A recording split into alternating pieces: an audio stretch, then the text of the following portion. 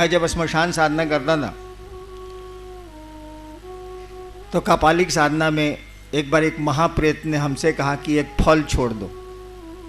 रात के 2 बजे श्मशान में कहा एक फल छोड़ दो, कुछ छोड़ना है, एक फल छोड़ दो।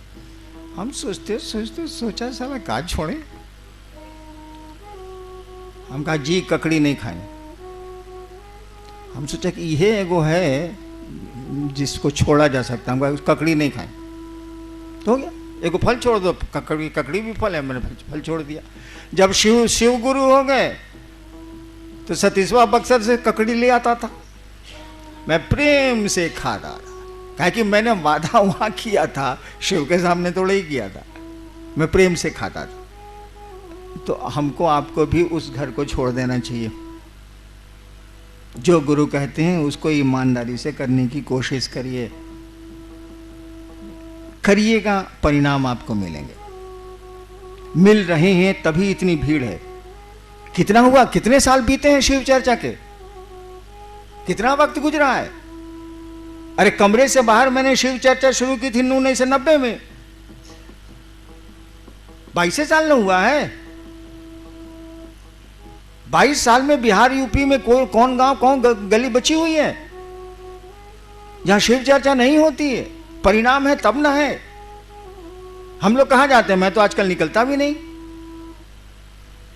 परिणाम है तब ना लोग शिव से बन रहे हैं और आप घोषणाओं पर घोषणाएं किए जा रहे हैं, लोगों को शिव चर्चा की ओर मुखातिब किए जा रहे हैं, प्रेरित किए चले जा रहे हैं। परिणाम है तो गुरु चर्चा करिएगा, गुरु का आदेश करिएगा, तो आपको भी लाभ ही होगा। आप देखिए ना, मैंने तो देखा है 30 वर्षों में, जब मैं कमरे के भीतर भी शिव चर्चा करता था या बाहर भी करने लगा, तब से आज तक मैं देख रहा हूं लोगों के कष्ट में कमी आई है, लोग अच्छी स्थिति में गए हैं। पैसा आपके पास भले नहीं हो, पैसा तो मेरे पास भी नहीं, पैसा आपके पास भले नहीं हो, लेकिन अच्छा पहनने लगे हैं आप, अच्छा खाने लगे हैं आप, आपके परिवार के लोग अच्छे रहन सहन में रहने लगे हैं। ये मैं लगातार देख रहा हूं। और आपके कष्ट कम हो जाते हैं। कब नहीं कम होते हैं, जब आप इसका रोना रोते हैं। दवा खा नहीं रहा है, रोग के बारे में हल्ला कर रहा है, दवा बताई जा रही है, बताई जा रही है, आप सुन ही नहीं रहे। अरे औषधियों के इंतजार में व्याधियां प्रसार थोड़ी रोक देंगी। आप दवा नहीं खाएगा तो बीमारी रुक जाएगी कि बीमारी बढ़ेगी, उसका लक्षण है बढ़ती है, वो दवा तो खानी होगी। तो आप ये रोना क्यों रोते हैं? कष्ट किसको नहीं है यहाँ? कौन मुक्त हुआ है इससे? शिव भी शरीर में आए तो मुक्त नहीं हो सकते वो। ये योनिगत दोष है। योनिगत जैसे होइएगा आपके कर्मफल आपका पीछा करेंगे, काल का प्रभाव पर पड़ेगा, समय का प्रभाव पर पड़ेगा। वो तो शिव भी शरीर में आएंगे तो उनको तो जगत के नियमों में चलना होगा। हिंदुस्तान में घुस आइएगा आप अमेरिका से, आप कहिएगा कि यहाँ का कानून हम नहीं जानते हैं। वाह, ignorance of law is no excuse. कानून नहीं जानना कोई माफी नहीं है। अरे भाई, कोई आदमी इस देश में घुस जाएगा नेपाल से, कहेगा हमको यहाँ का कानून, यहाँ का आदमी नेपाल चला जाएगा, कहेगा हमको कानून नहीं मालूम था इसीलिए ऐसा किया, सजा नहीं मिलेगी उसको? मिलेगी। तो इस धरती का जो नियम है उसमें शिव भी आएंगे तो उनको यहाँ के काल चक्र में पड़ना ही पड़ना है। तो कौन मुक्त है यहाँ? और कष्टों के बाद भी कुछ चीजों को आप पकड़े हुए हैं। भारी परेशानी में भी कुछ चीजों को पकड़े हुए हैं आप। परिवार को पकड़े हुए हैं। बेटा अच्छा लगता है, पत्नी अच्छी लगती है, कुछ चीजें अच्छी लगती हैं, कुछ लोग अच्छे लगते हैं। भीषण कष्ट में भी जो अच्छे लगते हैं वो आपको अच्छे लगते हैं, उनको नहीं छोड़ते आप। शिव ही एक पराया है, वही महादेव दूसरा है। उसी से रिश्ता इतना कमजोर है कि छोड़ दिया जाए, बाकी किसी चीज को नहीं छोड़ा जाए। अच्छे कपड़े साफ पहनना नहीं छोड़ा आपने, नहाना नहीं छोड़ा आपने, खाना अपने मर्जी का खाना नहीं छोड़ा आपने। कष्ट है तो हैं, तब भी आप ऐसा करते हैं, व्यवस्था करते हैं आप। तो आपका गुरु ही इतना कमजोर रिश्ता रखिएगा तो कैसे चलेगा भाई साहब? धरती पर भी रखिएगा तो नहीं चलेगा। तो चलो, इतने कष्ट हैं, शिव भी रहेंगे तो क्या अंतर आएगा? इतनी परेशानियां हैं, एक हमारा गुरु भी रहेगा तो क्या अंतर आएगा? उसी में करेंगे। और करना शुरू करिए ना, वो दुख धीरे धीरे टूटती हैं। खत्म होने लगते हैं। कहा जाता है ना कि बनने में समय लगता है, टूटने में समय नहीं लगता है। एक बार मेरे टीवी में भगवती ने कहा था, मेरे टीवी में, झूठी कहानी, नदी आवा है न बउआ तो धीरे धीरे अह रहा है। जहाँ रहिए कि जहाँ की बोली होगी जवाब उसी की बोली में आवे, वहीं की बोली में आवे। मेरी ये भाषा नहीं है, मैं तो भोजपुरी भाषी हूँ। उत्तर आया था, नदी आवा है न बउआ, मन नदी में जब बाढ़ आती है, नदी आवा है न बउआ तो धीरे धीरे अह रहा है, यानी नदी के बाढ़ का पानी धीरे धीरे घटता है, अकबकाओ नहीं। एक बहुत मैं कष्ट में पड़ गया था, डॉक्टरों ने कह दिया था कि इसका कोई इलाज नहीं है। उसी पर उन्होंने उत्तर दिया था कि नदी आवा है न बउआ तो धीरे धीरे अह रहा है, यानी धैर्य रखो, नदी का पानी, बाढ़ का पानी खत्म हो जाएगा, फिर सूखी जमीन मिल जाएगी। तो आप जो आपकी मदद करने वाला है उसी को छोड़ देते हैं आप, उसी को अपने व्यापार का साधन बना लेते हैं। अरे उसको छोड़ दीजिए, बाकी करिए ना, कहाँ कुछ रोक रहा है कोई आदमी। जब रोक ही देंगे हम, आप मान ही जाएंगे हम, तो गुरु की क्या जरूरत है। श्रद्धा आप में पैदा ही हो जाए, संशय का नाश ही हो जाए, तो फिर गुरु की क्या जरूरत है। शिव के प्रति प्रेम ही पैदा हो जाए तो फिर गुरु की क्या जरूरत है। कोई रोल उनका नहीं है, कोई भूमिका उनकी नहीं है, सब करेंगे गुरु। उसी रिश्ते में आप सेंध मारते हैं, उस रिश्ते को तो बचा के रखिए भाई साहब। हम लोग सारे लोग आपकी मदद करने को तैयार हैं, मैं तो निश्चित ही आपकी मदद करूंगा।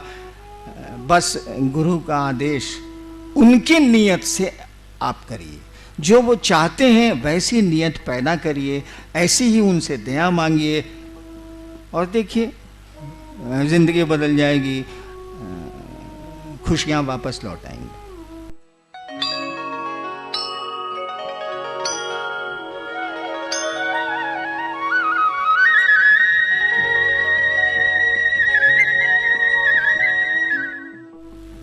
बातें हुई, जिज्ञासाएं भी आई।